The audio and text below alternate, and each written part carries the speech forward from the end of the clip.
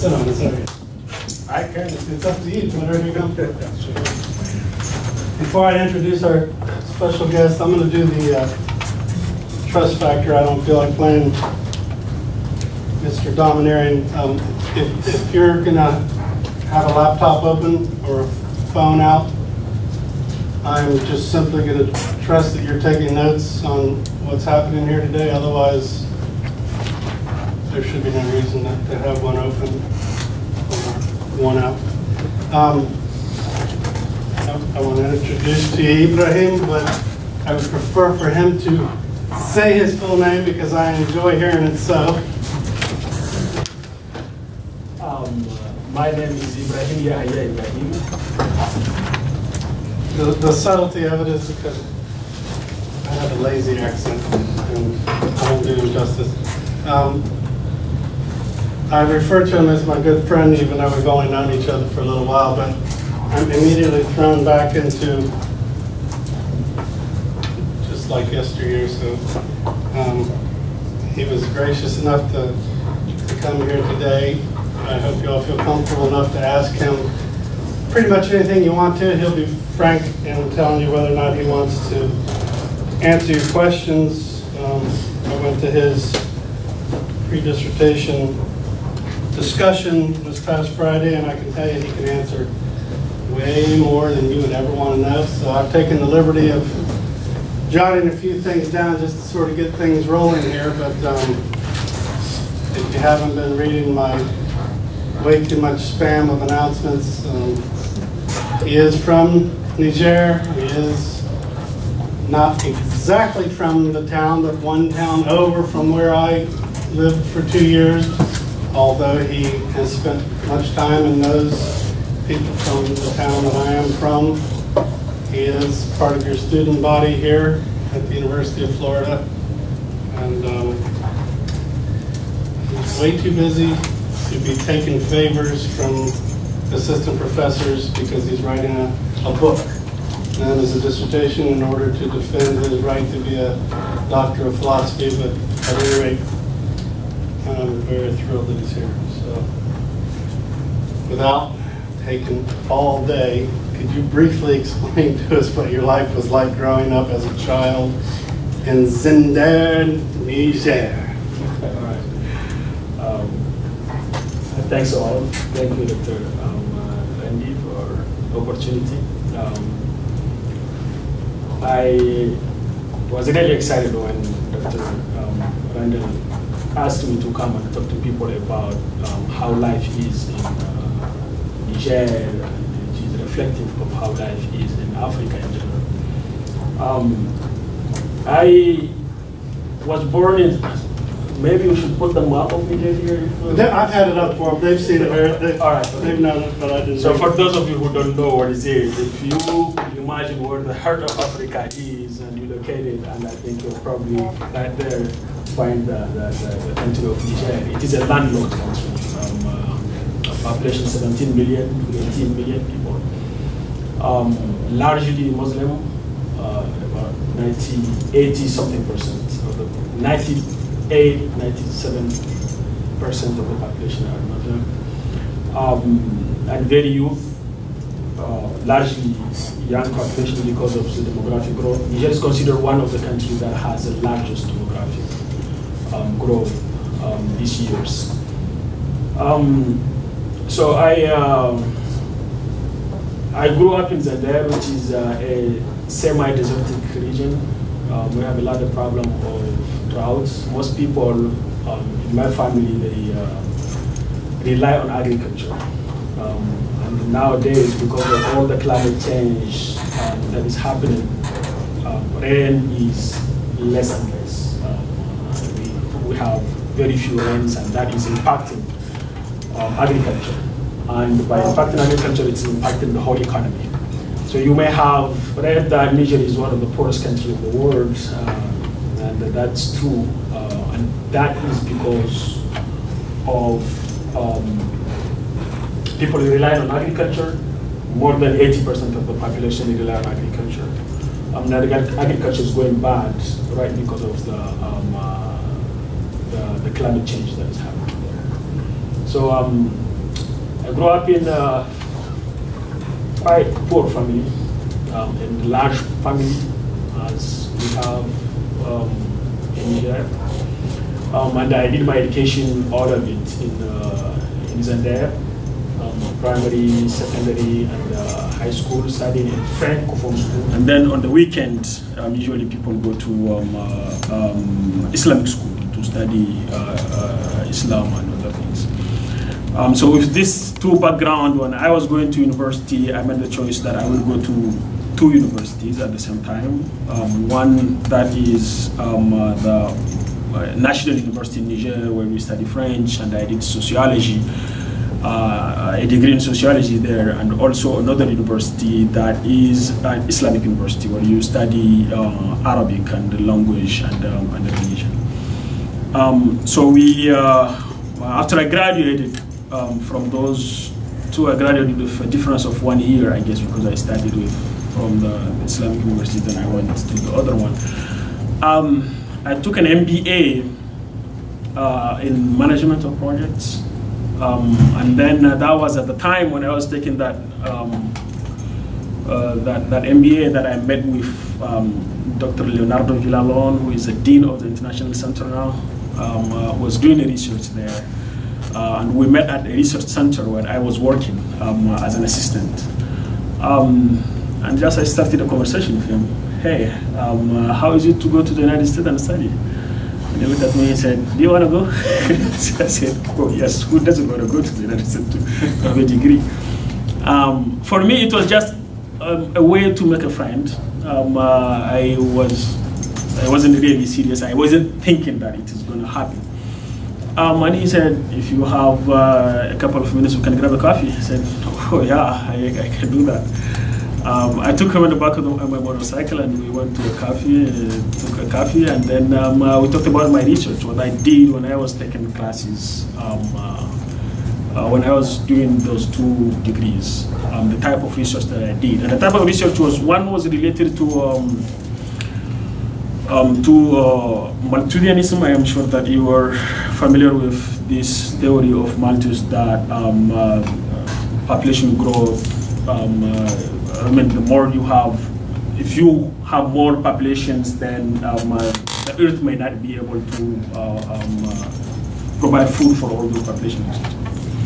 So I wrote one of my theses at the Islamic University on that theory and the thinking of it in line with the Islamic theories. And then the other one was about, it's the same thing, it's about population growth, because in Niger we had a lot of problems, as I said, of food insecurity. And most of it, people explain it by the demography. Demography is going up, and then we have less food production, and then you have a discrepancy right there that's creating this. So for me, it was to understand all those different aspects. Is it the population growth, or do we have other issues that explain why do we have a lot of food insecurities? So the other thesis that I wrote for sociology was in that aspect, in that respect, to understand what are the socio and economic factors that could explain, including demography, that could explain food insecurity in some part of the region. And I was explaining that to him, and he liked it, and he said, you know what, if you could, at that time I wasn't speaking English. We study English from middle school, but it is very, it is 2 hours a week. It is just you study to pass the exam and you forget about it later, you know. This is that very important for us. So then I still didn't take it seriously, but when he came back here, there was another Nigerian student who was taking his PhD in political science, who was with him. And he told him that I would like to bring this guy that I met in Niger. Can you follow up with him and see if he's really interested, and if you could help him come here? And he said, yeah. Then when he went back, we get in touch, and then I started studying English seriously to remind myself all the things that I forgot about from middle school to university. And then while I was doing that, I got a job, which was a very good job, to establish an organization, an international organization, that is called Al Basra International Foundation. which is doing establishing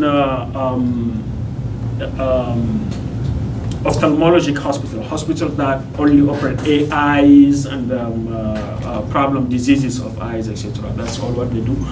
And they wanted to establish hospitals in Niger and run a lot of mobile clinics for people in the rural areas. And they wanted to hire a manager. And I was doing my MBA at that time, and they wanted somebody who has who could speak French and Arabic and English, etc. So I was the right profile, and I got the job. It was a wonderful job. We established a hospital in 2009. So we started working. It was really a very nice job. I mean, for me, every time that I think about it, I think like as if I have spent the best part of my life already doing that job. Because if your job is all what you do is come back and help people who do not see, who has lost their sight, to recover their sight, and then in between 2 days or something like that, and most of it is for free, and you see all the expressions of happiness in their face, etc. That changes your life. It is quite an experience. And sometimes you will see the villagers the next week when they come back, they will bring a chicken or something like that, just to say, yeah, thank you for the for helping us with that. I was doing that job. I did it for 1.5 years. Then I got an assistantship here at the University of Florida. I thought about it, talked to my family and my friends, and everybody told me, don't go. You're just doing fine here, stay. You should not leave this job, really. My bosses too. So everybody encouraged me not to go to graduate school. So I decided to not go. But I thought that it could be a disappointment for Leo here, who worked hard to get that assistantship for me. And we have been working for 3 years to make that happen. So I just tell him that I'm not going after we got it. I thought that it was quite not a good thing. So I asked him, you know, I'm not prepared to go now, but I will apply next year for another scholarship, and if I get it, I'll go. Then I applied for the Fulbright, and the next year I got the Fulbright. So I told him that and by that time, the hospital that we opened, I ran it for 2.5 years, and it was going just fine, very good. We balanced the budget and everything, and we were conducting a lot of mobile clinics in the rural areas, and I mean the work has picked up already. So I thought that I did my part. Now I could just move on and make other experiences. So I decided to come, and here I am. You told me you met Peace Corps volunteers in Maradi, where I used to live. Had you ever thought about the West or the United States, or knew anything about them before you met those Peace Corps volunteers?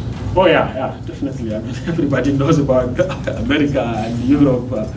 We actually studied French, which is not our language, so we know about the West. And most of our televisions. Sorry? I was just wondering how those volunteers changed or affected or reinforced what you thought you knew about the West. I think one of the chances that I got to upgrade my English is through Peace Corps volunteers. Many of them were my friends when we were in Maradi, the city where, because the hospital that I was running is in the city that he stayed, that is called Maradi. When I came there, really one of the things that I liked the most were the Peace Corps volunteers there. There's a big community of Peace Corps volunteers in Maradi, and they meet almost every day, and they have courses, English courses that they teach people who are interested. And as soon as I moved to Maradi, I signed up for those classes, and I used to go 2 or 3 times every week. It's just wonderful. And sometimes we decide to hang out to go and drink camel milks and ride camels with some of them, which is on the weekend, and it's a very nice way to spend the weekend. But I mean, really, personally and honestly, I have great respect for those people, for the amount of efforts that they put in helping out local people to do things. I know many of them whom I go to places in Niger where myself I would not go. many of them who would eat things in some of the very rural place in Niger that I wouldn't myself eat. And they're just doing fine and they love it. And most of them, when they come back, they will try to again go back to see the communities, and if there are things that they could do to help. They still keep a lot of contact with the local population,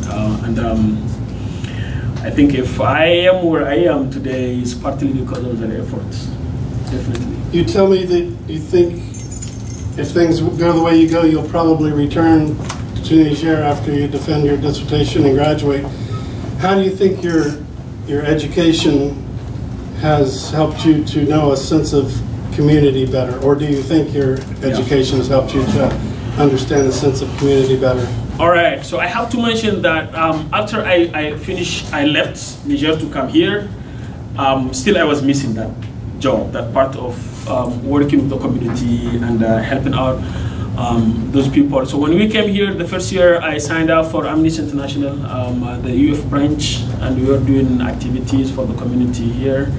And the friends at that time were saying that we're not doing actual charitable thing. It's not very concrete. It's like, yeah, Syria is bad, but now you could see it going bad, but you cannot do a lot to change it. You just raise awareness, which is not, it's not nothing, but it's not like doing actual humanitarian work to help those who are suffering. So I proposed to them that why don't we create a charitable organization then that we could do actual humanitarian work. And with the help of some of them, we created what we called Project Global Health, PGH. You can Google it. And we registered it as a 501c3 organization, a non-profit. And 2 years ago, we applied for a funding to send a container of medical equipment and supplies to Niger, and we did it. We sent that last summer. This time when I went to Niger, I visited the hospital and I saw the equipment that we sent to them that they are still using. This year we are now working on a project to send, to work with local clinics to address problem of malaria in certain part of Zender, which is my hometown, and keeping our finger crossed that it is going to work. As I was here, I didn't forget the community. This is the way that I wanted to ask the question, but my ties with back home have stayed and maybe in some ways have deepened, right? Because of working with the local other organizations that I didn't know and trying to put together proposals that could get funded, etc. And I have also stayed in touch with the community back there because of the research that I'm doing. Right after before I left, we had a big problem that wasn't really, that we are not used to, which is now has become a universal problem, the problem of terrorism, right? We have Boko Haram right on our border. Niger and Nigeria share a big border.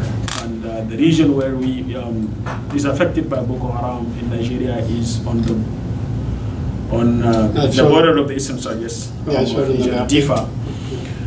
But also we had Libya, which is in our northern part, is also boiling up. We have Mali, which has a lot of issues with terrorism. So Niger, in some ways, is encircled by all those crises in the region, and it is threatening us. It is a big issue. 2 years ago, when I was in Zender, I was expecting at any time to hear a bombing or something like that, but thanks God it didn't happen yet. And we hope it will not. But so I was thinking about doing a research on political economy, development, how to address the things that are holding us back. But then when I came with this big issue, I thought that it's much better to do a research on terrorism than to do a research on development, because you gotta have peace if you wanna develop.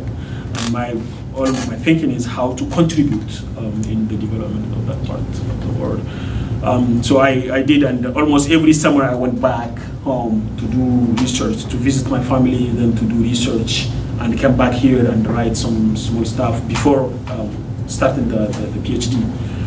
This time I just came back from 8-month field work, which was partly about 4 months in Niger and 3 months in 2 months in Mali and then 2 months in Mauritania, which is part of the research. So I still